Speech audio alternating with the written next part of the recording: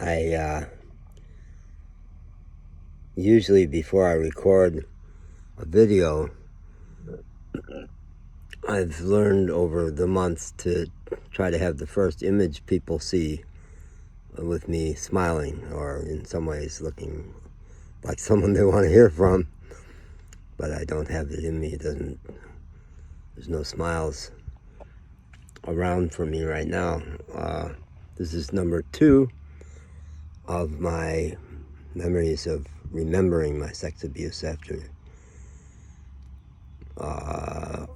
30 years of not remembering it. So the last one ended with me having the genie out of the bottle at the 9th and final session of the Gestalt training program I was in. You really have to listen to that one before should go back and listen to that one. It'll be Sex Abuse Memories 1, I guess. So this session ended, our 9th session, and Lynn, my real good friend, and I had plans to go traveling in California as long as we were out there. I was living in Cincinnati. She was living, I think, in Austin, Texas. And her brother was living up in Marin County, legendary north of hippie kind of enclave north of San Francisco, if I'm getting all that right. And I don't think we went to San Francisco. We just went straight there. And there were a bunch of people staying at his place out in the country. And we were sleeping on the floor on sleeping bags, I guess. And I had an even more graphic dream. Clearly sexual sex abuse. It was like, before I was saying, geez, this maniacal dentist in my dream. I wonder if that means I'm going to remember sex abuse. And boom, I did. Whoa. It was a horrifying dream. I crept out of that big room where lots of people were sleeping on the floor, out of the house, walked down a darkened road, but I guess there must have been enough light. And I was also having some training in shamanism and had discovered that the black bear was my totem. And this is so bizarre, I hesitate to even say it, but on that darkened road, I turned into a black bear and loped like a bear on all 4 legs. In my experience of it, I don't think I literally was on all 4s, but it felt like I was a bear loping over those roads, and it gave me some strength. I recovered my power to deal with the memories that were flattening me. Some number of months later, I went back to Chicago. And in Chicago, had a spectacular, very troubled but very powerful 4-year romance, the romance of my adult life. She was a psychotherapist herself, very gifted and very brilliant and beautiful, and I was madly in love with her. And I was working through these sex abuse memories, and she got me in touch with her old therapist, a psychologist named Dan O'Grady, who specialized in men with sex abuse history. And he did some really amazing therapy with me. I killed that uncle of mine, Bob, in so many ways in fantasy, and just worked through the trauma, and did get to a point where I completely forgave him. I realized what a horrible, horrible life he led, alcoholic, finally married after no relationships, married a very strange woman, much older than him, very severe person who was like a mother figure, and died relatively young with complications of alcoholism. I forgave him. I basically said, would you want his life or yours? And even with all this trauma and devastation, I'd take my life in a heartbeat over his. And the one big benefit I realized had come from all that was it had pierced my veneer of invulnerability.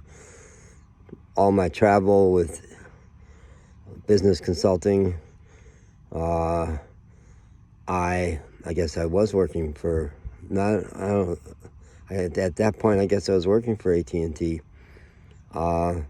Spectacular breakthrough job where I thrived and did great, but very imbalanced life of working so hard all week that I never made plans for the weekend because I knew I would just be trying to recharge my battery for the next week.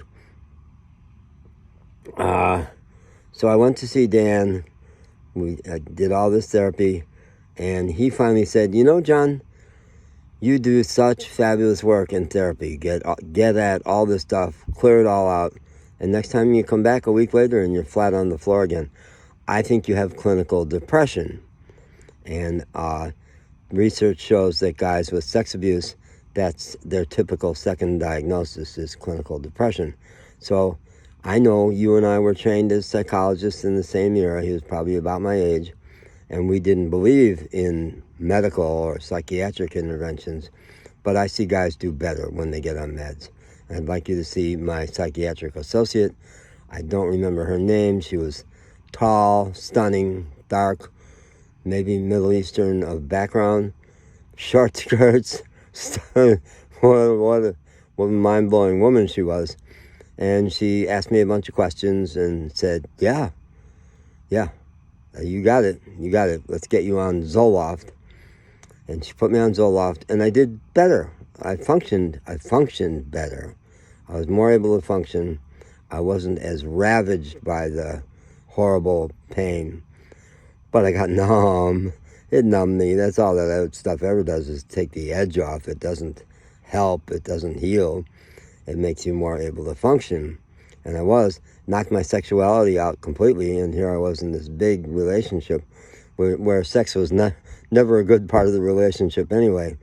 So I decided it wasn't a big deal, but from my current stance of, hey, sexuality, that's life force, Kundalini. That's so central to who you are. Nowadays, I would never accept that deal. But then I did. And 30 years I was a classic psychiatric patient in that, although I had always eschewed diagnosis as a clinical psychologist, I was part of a class that resisted using that. We considered diagnosis to be totally calling people names, terrible, and it is. But I took it. I said, okay, give me your diagnosis. Just if your drugs can ease the pain, I'll take them. And I did for 30 years. And I remember times I was so completely bottomed out, and I made emergency calls to my shrink. We got to do something. There were so many years that I was so desperately in pain. But now looking back, I was in pain because I had a chance for a healing. Because my life had blown apart, and that's when you can heal Pema Chodron. When things fall apart, you can put them back together in a better way. Jennifer was big into Pema, but I didn't get a chance to do that because the drugs destroyed my life force, and I had no will to fight back, so I never healed for 30 years until finally I did, and that's a whole nother story.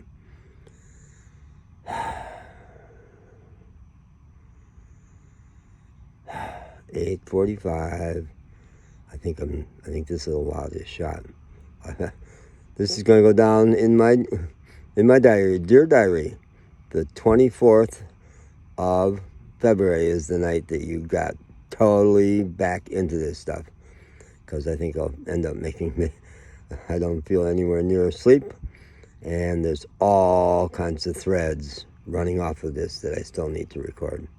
So there may be sex abuse 3, 4, I don't know. I don't know. But I desperately need to capture all this while it's here. May or may not post it, I don't know. All right.